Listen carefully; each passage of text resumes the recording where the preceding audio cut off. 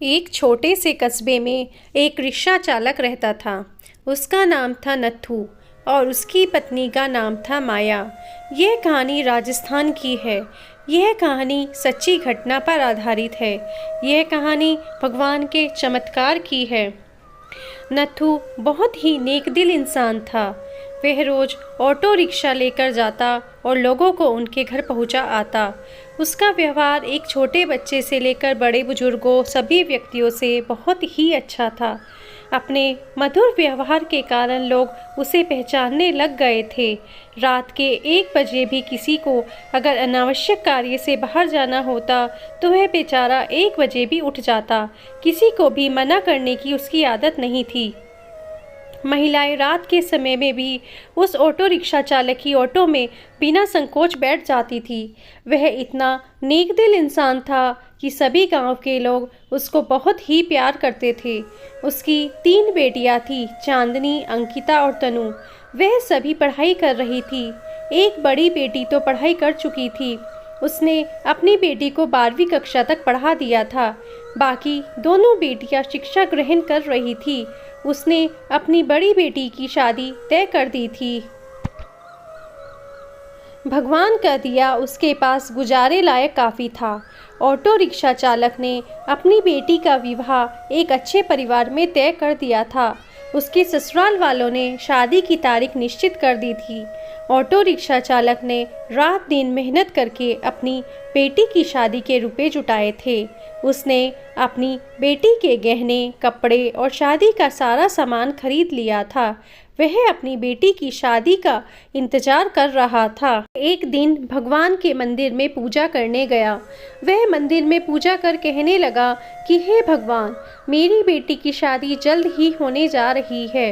अपनी बेटी की शादी का सामान खरीदने में मुझे कभी कोई कमी नहीं आई। आपकी दया से सब कुछ ठीक चल रहा है। सारा सामान भी आ गया है। खाने पीने का सारा सामान भी आ चुका है। शादी के 2-3 दिन रह गए थे। वह आदमी अपनी बेटी के पास जाकर बोला, मेरे पास देने के लिए ज़्यादा तो कुछ नहीं है। मैंने तुम्हारे लिए थोड़े से गहने भी बनवा दिए हैं। तुम्हारी दोनों बहनों के हाथ भी पीले करने हैं। तुम्हारा हाथ एक अच्छे परिवार में दे रहा हूँ। लड़का अच्छी नौकरी करता है। तुम्हें वहाँ पर कोई भी कमी नहीं रहेगी। बेटा, लड़की तो पराया धन होती है। उसे तो एक ना एक दिन ससुराल जाना ही पड़ता है। बेटा, निराश ना हो। आज मैं तुम्हें एक शिक्षा दे रहा हूँ। अपने ससुराल में बड़ों का सम्मान करना, अपने सास ससुर की खूब सेवा करना, बड़ों की आज्ञा का पालन करना, अपनी सास ससुर को ही अपने माता पिता समझना। तुम्हें मैंने 12वीं तक की शिक्षा दी है और सिलाई भी सिखा दी है। तुम्हारे ससुराल वाले अगर तुम्हें नौकरी करने देंगे तो करना, वरना नहीं। हमारी मान मर्यादा का ख्याल रखना बेटा। लड़की ससुराल में अपने सद्गुणों से सभी को अपना बना लेती है।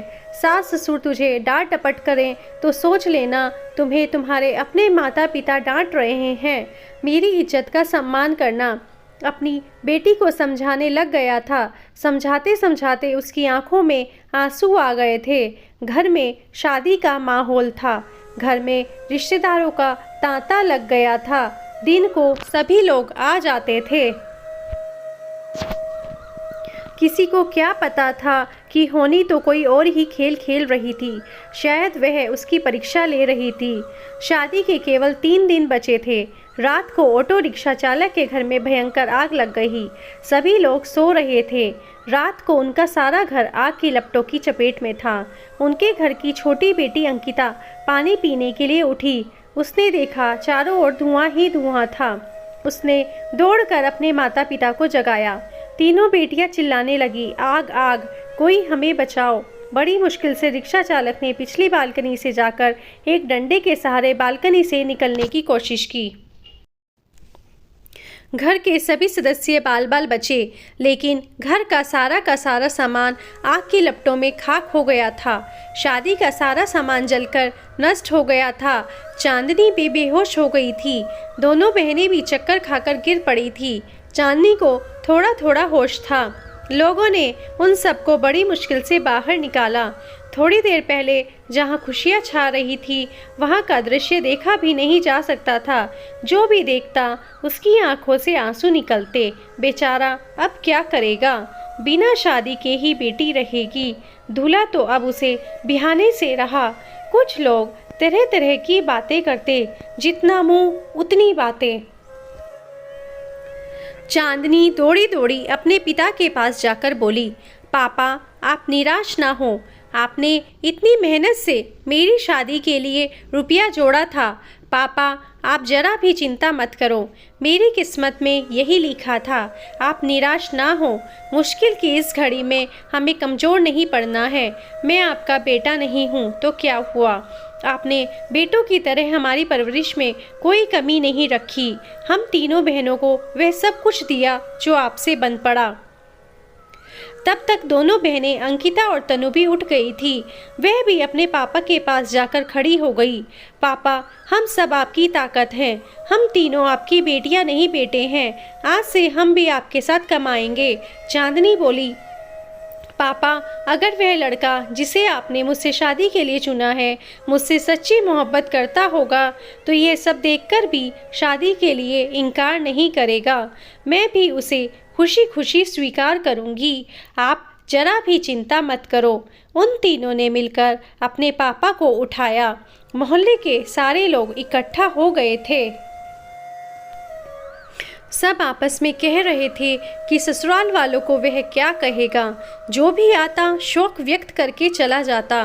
नत्थू के घर के पास लोगों का तांता लग गया था। सभी कहने लगे कि तुम तो नेकी करके कमाते थे। नत्थू बोला, शायद भगवान की भी यही मर्जी होगी। उसकी पत्नी माया आकर बोली कि बड़े भगवान का नाम लेते फिरते हो, यह सब कुछ दिया आपके भगवान ने। भगवान का नाम लेकर भी आपके भगवान ने आपको यह सिला दिया। इस घर में भगवान का नाम कभी मत लेना। वह बोला, भाग्यवान, यह तो नियति का खेल है, भगवान को क्यों कोसती हो। तीनों बेटियों ने बड़ी मुश्किल से अपनी माँ को संभाला। किसी ने प्रेस में खबर कर दी। अगले दिन समाचार पत्र में आ गया कि नथुराम का घर जलकर स्वाहा हो गया है। दूसरे दिन जब लोगों ने देखा ऑटो रिक्शा चालक नत्थू का घर आग की लपटों में जलकर पल भर में नष्ट हो गया था। उसकी बेटी की शादी को कुछ ही दिन रह गए थे।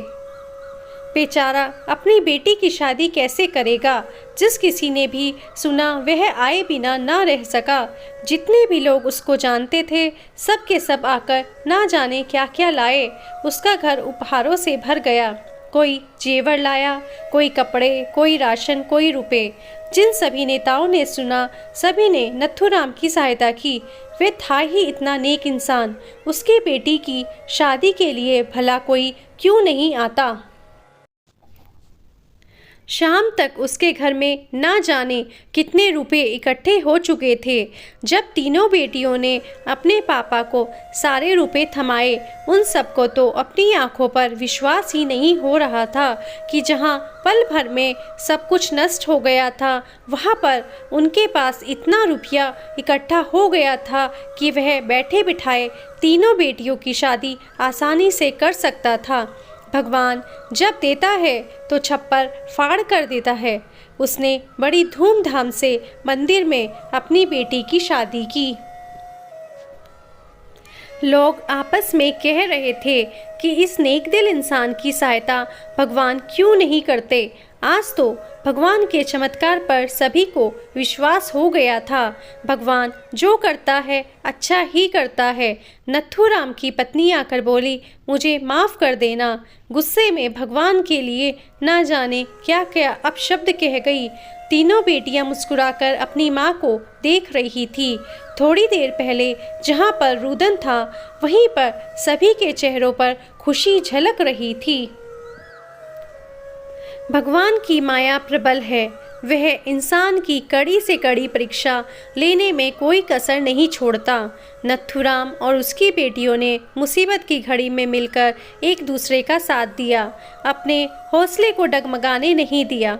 उसकी बेटियों ने एक बेटे की तरह अपने पिता के विश्वास को ठेस नहीं पहुंचने दी। भगवान ने रातों रात छप्पर फाड़कर उसकी सहायता की। वह बोला, इतने रुपए इकट्ठे हो गए हैं जिससे मैं तुम तीनों की भी शादी आसानी से कर सकता। ऐसी ही और वीडियोस देखने के लिए हमारे चैनल को लाइक, सब्सक्राइब एंड शेयर कीजिए। धन्यवाद।